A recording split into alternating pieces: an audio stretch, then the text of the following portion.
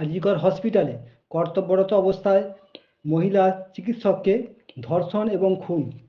গত বৃহস্পতিবার আজিকর হসপিটালে কাদম্বিনী নামে দ্বিতীয় বর্ষের ছাত্রী ডক্টর উনি সেমিনার হলে ছিলেন।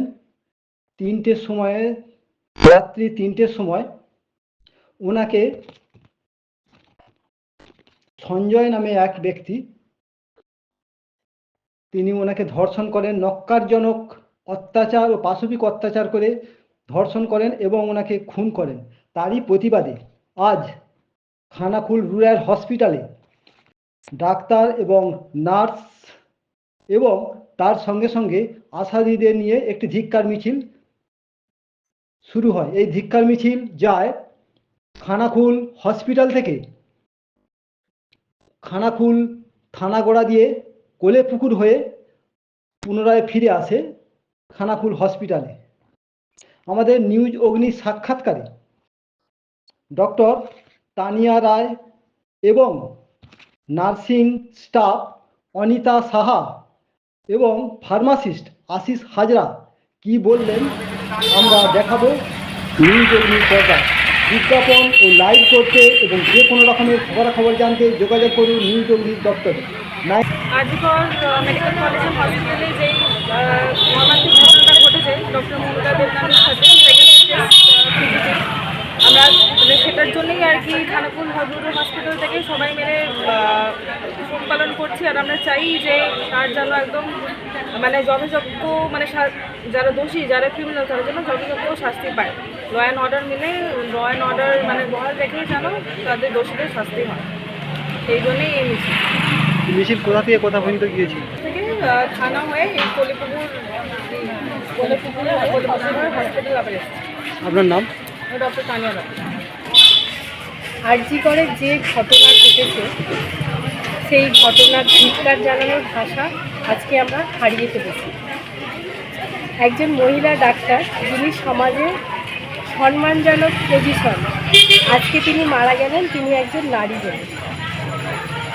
যে রাজ্যের মুখ্যমন্ত্রী একজন মহিলা, যে রাষ্ট্র আজকে মহিলাকে দেবী হিসাবে পুজো করে, সেখানে নারীদেরকে এইভাবে চলে যেতে হচ্ছে। প্রশাসনের কাছে আমাদের প্রশ্ন যে আর কত এরকমভাবে আমাদের নারীরা ঝরে যাবে এখান থেকে? কেন আমরা পাবো না উপযুক্ত সুরক্ষা? কোভিড পিরিয়ডে আমরা সকল স্তরের কর্মীরা কাঁধে কাঁধ দিয়ে লড়াই করেছি, কিন্তু আমাদের কোনো নিরাপত্তা নেই। আমাদের একদম মেডিকেল কলেজ থেকে শুরু করে এসএসকে পর্যন্ত, এমনকি আমাদের যে সমস্ত আশা দিদিরা রাত্রিবেলা মায়েদেরকে নিয়ে আসে, আমরা প্রশাসনের কাছে চাইছি যে আমাদের প্রত্যেককে সুরক্ষা দেওয়া হোক, আমরা যাতে আমাদের কাজটা সুন্দরভাবে সুষ্ঠুভাবে করতে পারি। আপনার নাম? আমার নাম অনিতা সাহা, আমি health assistant female, Khanakul rural hospital. আপনারা আজকে কেন বেরিয়েছেন?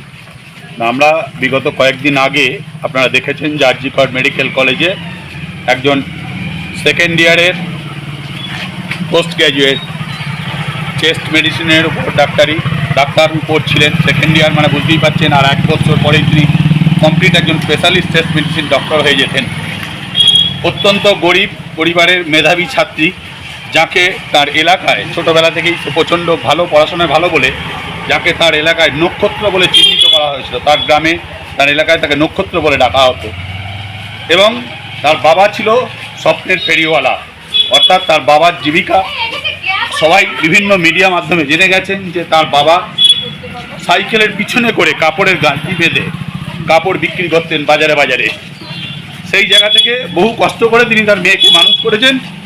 কিন্তু সকালে আমরা দেখলাম যে একটা প্রাণ চলে গেল আমাদেরই দপ্তরের কিছু গাফিলতিতে।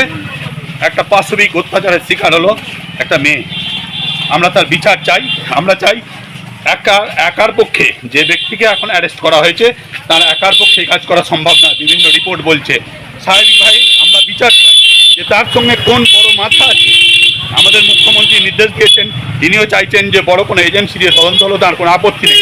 তাহলে সেই জায়গায় প্রশাসন কিছু আড়াল করতে চাইছে কি না?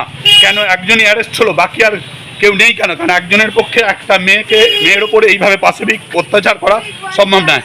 আমরা তার সঠিক বিচার চাই, তদন্ত হোক, বিচারক যারা অ্যাকিউজ পাচ্ছেন তাদেরকে হেফাজতে নিক পুলিশ, এবং সঠিক তদন্তের মাধ্যমে তাদের শাস্তি হোক এবং ক্যাপিটাল পানিশমেন্ট হোক, যেটা দৃষ্টান্তমূলক হয়ে যায়, যেন আর কোনো ছাত্রী বা আর কোনো মা বাবাকে তার সন্তানকে হারাতে না হয়। সেই কারণে আজকে কি করছেন?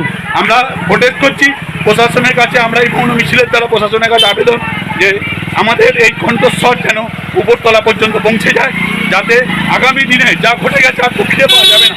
আগামী দিনে যেন আর কোনো মহিলা বা কোনো স্তরের কোনো কর্মচারী তারা তাদের কর্মক্ষেত্রে যেন কোনো রকমভাবে হ্যারাসমেন্টের শিকার না হয়, তার সঠিক বিচার চাই। এটা কোথা থেকে কোথা পর্যন্ত আপনারা আমাদের খানাকুল গ্রামীণ স্বাস্থ্য কেন্দ্র থেকে আমরা যাব এখন গার্লস স্কুলের পিছন পর্যন্ত, ওখান থেকে আমরা আবার ব্যাক করে আসবো।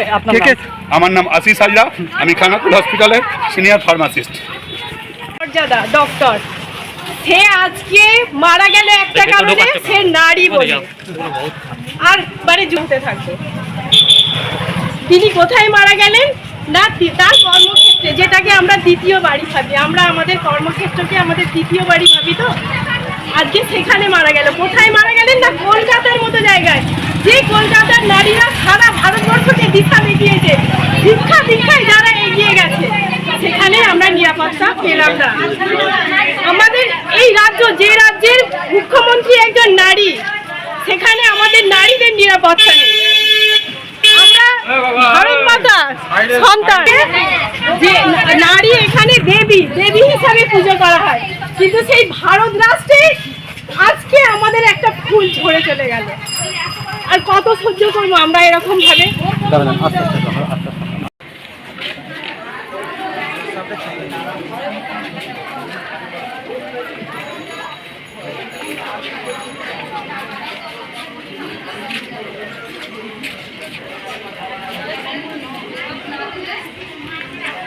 র্যালি বার করছেন কি জন্য?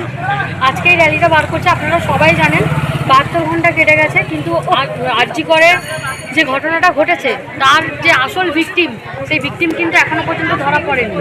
এবং পোস্টমর্টম থেকে যে যে তথ্যগুলো আমাদের সামনে আসছে, সেটা থেকে এটা খুবই স্বাভাবিক একটা মানুষের পক্ষে মানে 30 থেকে 35 মিনিট বা আপনারা যদি 40-45 মিনিটও ধরেন, তার মধ্যে এত কিছু করা সম্ভব নয়।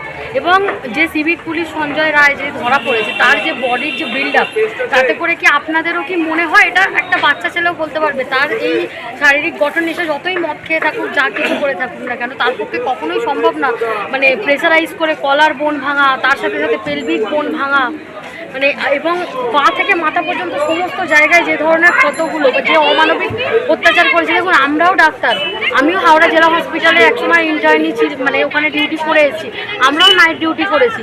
কিন্তু মানে আজকে যে মানে যে দিদির সাথে যে এই ঘটনাটা ঘটেছে, আগামীকালে আমাদের সাথেও যে হবে না, এর তো কোনো মানে নেই।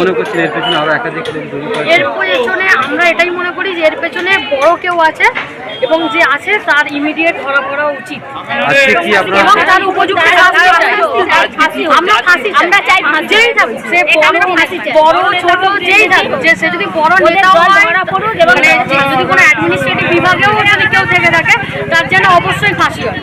মানে একজন অন ডিউটি ডক্টরের উপরে এইরকম অত্যাচার, এটা আমরা মেনে নেব না। প্রয়োজনে যদি কর্মবিরতি করতে হয় আমাদের সকলে, আমরা সবাই করব। আজকে কি করছেন? আজকে আমরা র্যালি বের করছি, এবং বাকি দিদিদের থেকে শুনুন, দিদিদেরও অনেক পরিকল্পনা। র্যালিটা কোথা থেকে বার করে কোথায় শেষ করবেন? দিদি বলছি। দিদি আপনার